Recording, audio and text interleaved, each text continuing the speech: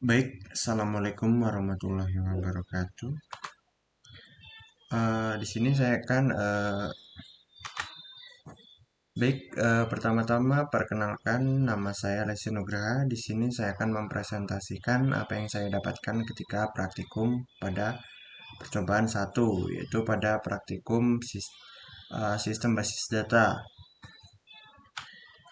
Pada percobaan satu itu berjudul perancangan basis data menggunakan diagram ER. Nah, untuk yang bahasan yang pertama itu ada pengenalan basis data, yang dimana basis data merupakan sekumpulan tabel berelasi dan non-relasi yang berisikan data yang bisa diolah. Basis data disimpan ke dalam komputer lalu menggunakan suatu program komputer agar bisa mendapatkan dan mengelola informasi yang kita inginkan.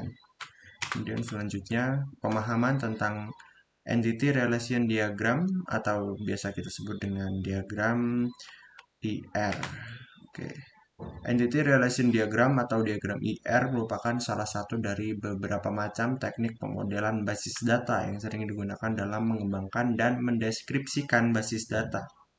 Model ini dirancang untuk menggambarkan persepsi dari pemakai dan yang berisi objek-objek dasar yang disebut entity dan hubungan antar entity-entity tersebut yang disebut relationship.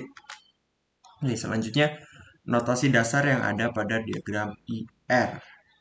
Nah, di sini terdapat beberapa notasi dasar yang terdapat pada diagram IR. Untuk notasi dasarnya sendiri itu ada 4. Yang pertama itu ada entitas, yang merupakan kumpulan objek yang dapat diidentifikasikan secara unik atau saling berbeda. Biasanya simbol dari entitas adalah persegi panjang. Nah, untuk jenisnya sendiri, selain entitas biasa yang persegi panjang biasa, ada juga entitas lemah yang dilambangkan dengan gambar persegi panjang kecil yang ada pada dalam persegi panjang yang lebih besar. Disebut entitas lemah karena harus berhubungan langsung dengan entitas lain sebab dia tidak dapat teridentifikasi secara unik.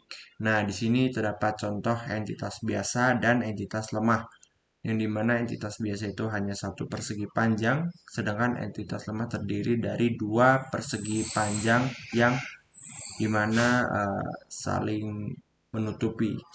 Kemudian selanjutnya itu ada atribut, yang dimana setiap entitas pasti mempunyai elemen yang disebut dengan atribut yang berfungsi untuk mendeskripsikan karakteristik dari entitas tersebut.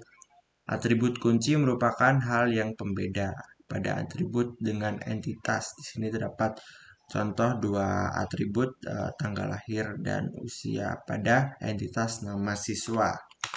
Oke, Selanjutnya itu ada jenis atributnya itu terdapat beberapa jenis atribut, yaitu atribut kunci atau key, atribut yang digunakan untuk menentukan entitas secara unik.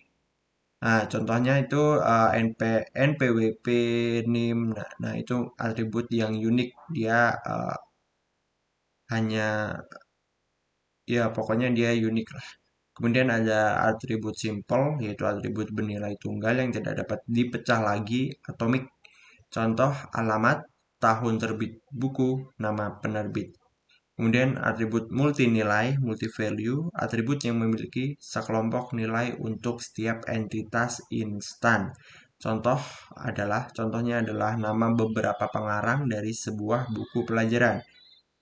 Kemudian atribut gabungan atau composite adalah atribut yang terdiri dari beberapa atribut yang lebih kecil dengan arti tertentu. Contoh nama lengkap yang terbagi menjadi nama depan, tengah, dan belakang. Atribut derivatif yaitu atribut yang dihasilkan dari atribut lain dan tidak wajib ditulis dalam diagram ER. Contohnya usia, kelas, dan selisih harga. Seperti pada contoh ini tadi itu pada contoh atribut tadi. Kemudian selanjutnya itu ada relasi yang dimana hubungan antara sejumlah entitas yang berasal dari himpunan entitas yang berbeda. Gambar relasi diwakili oleh simbol belah ketupat. Nah, seperti pada gambar di sebelah ini. Kemudian jenisnya itu ada 3, one to many, to many. Di mana one to one ini setiap entitas hanya bisa mempunyai relasi dengan satu entitas lain. Contoh siswa dengan nomor induk siswa. Itu hanya one to one, bersifat one to one. Kemudian one to many itu hubungan antara satu entitas dengan beberapa entitas. Dan sebaliknya. Contoh guru dengan murid dan sebaliknya. Many to many itu setiap entitas bisa mempunyai relasi dengan entitas lain dan sebaliknya. Contoh siswa dengan ekstrakurikuler. Nah, di sini terdapat contoh many to many yang dimana siswa dengan ekstrakurikuler. Ada beberapa siswa yang memasuki beberapa ekstrakurikuler. Kemudian selanjutnya itu ada garis penghubung, yaitu garis notasi atau simbol untuk merangkai keterkaitan antara notasi-notasi yang digunakan dalam diagram ER, yaitu entitas, relasi, dan atribut. Jadi pada intinya garis penghubung adalah garis yang menghubungkan antara entitas, relasi, dan atribut. Sini terdapat ya, contoh garis penghubung ya seperti garis biasa. Kemudian selanjutnya ada tahapan pemodelan. Nah, untuk tahapan pemodelan itu yang pertama itu ada identifikasi dari entitas, yaitu melakukan identifikasi himpunan entitas yang terdiri dari calon atau kandidat entitas yang akan terlibat. Tidak semua calon entitas yang teridentifikasi akan digunakan pada pemodelan ini. Pada tahap awal ini, sebaiknya diidentifikasi sebuah kemungkinan entitas yang terlibat. Disarankan untuk membuat list pada suatu tabel yang isinya merupakan calon entitas yang akan digunakan. Kemudian menentukan atribut yang dijadikan sebagai key berdasarkan list calon entitas yang telah ditentukan pada tahap pertama tadi. Kegiatan berikutnya adalah memilih entitas yang sesuai dengan kebutuhan sistem basis data. Entitas yang terpilih diberi atribut key yang sesuai dengan deskripsi untuk setiap entitasnya. Perlu memperhatikan sifat unik untuk pemilihan atribut key tersebut. Nah, kemudian identifikasi relasinya. Melakukan identifikasi himpunan relasi yang terdiri dari calon kandidat relasi. Tidak semua calon relasi yang teridentifikasi akan digunakan pada pemodelan. Relasi disarankan menggunakan suatu kata yang akan mengarah dan menghasilkan kalimat yang efektif.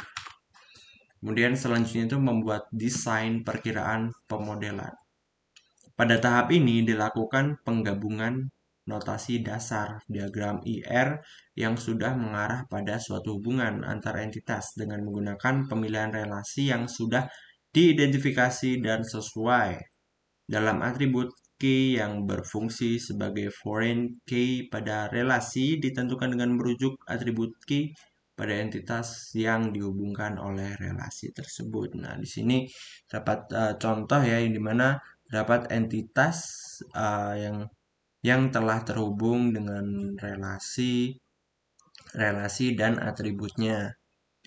Oke, selanjutnya itu ada tahapan yaitu menentukan kardinalitas, yaitu tahap di mana menentukan kardinalitas berdasarkan fakta yang terjadi.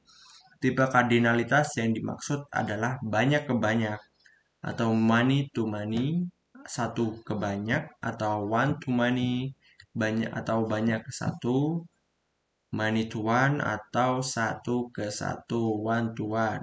Nah, di sini terdapat contoh, terdapat beberapa atribut, yaitu terdapat beberapa entitas, yaitu entitas anggota yang berelasi dengan buku, di mana relasinya itu meminjam, yang dimana anggota itu dapat meminjam buku dengan atribut-atributnya, yang dimana ini termasuk ke dalam kardinalitas yang many to many, yang dimana anggota sendiri kan bersifat banyak dan buku juga bersifat banyak, jadi dapat dikatakan seperti itu. Oke, selanjutnya itu ini tahapan yang terakhir, yaitu melengkapi desain dengan atribut deskriptif. Pada tahap ini dilakukan penyempurnaan dari entitas yang sudah disajikan tadi melalui suatu kegiatan untuk melengkapi entitas dengan atribut-atribut deskriptif sebagai pendukung informasi. Melalui adanya atribut deskriptif, setiap entitas dapat memberikan informasi yang layak dan sesuai. Saat entitas tersebut akan digunakan atau dijadikan tabel pada saat kegiatan implementasi pembangunan basis data. Oke, mungkin sekian penjelasan dari saya. Itu yang saya pahami dari percobaan satu pertemuan. Bila ada salah-salah kata, saya mohon maaf, dan kepada Allah saya mohon ampun. Saya tutup. Wassalamualaikum warahmatullahi wabarakatuh.